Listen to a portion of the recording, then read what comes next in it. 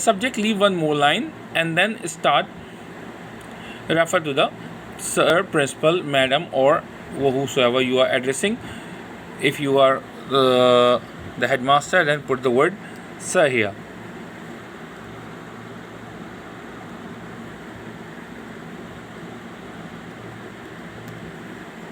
Then you have started your paragraph. In the starting line, you must tell the reader who you are. Okay, and most important thing, your paragraph must be started from the seventh letter after the space. Okay, for example, RESPECT 1 2 3 4 5 6. From the seventh letter, you have started your paragraph. Then you have read, I am a student of your school studying class 9 at present. I feel extremely sorry to inform you that I shall not be able to prolong my studies in your esteemed school, as my father is leaving with all the members of his family to Oman in connection with a job. What we are trying to tell him in the first paragraph, you will tell the reader who you are, and then also tell him or her your problem.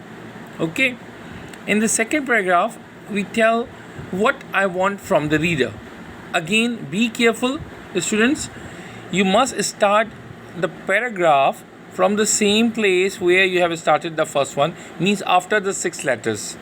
Okay, and in the last one, it must be the courteous close, and then you write down here. Be careful, if you are using the paragraph system, then it should go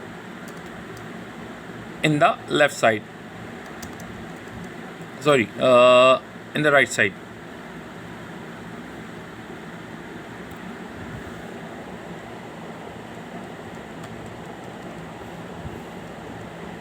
This is all about the format of the application. Now see what it looks in whole. See, our application started in the first page at the top and then ends at the end of the page. Be careful, your application should not go into 2 pages. Some of the students do this mistake. They started from the middle of the paper, and then the application goes on to the next page.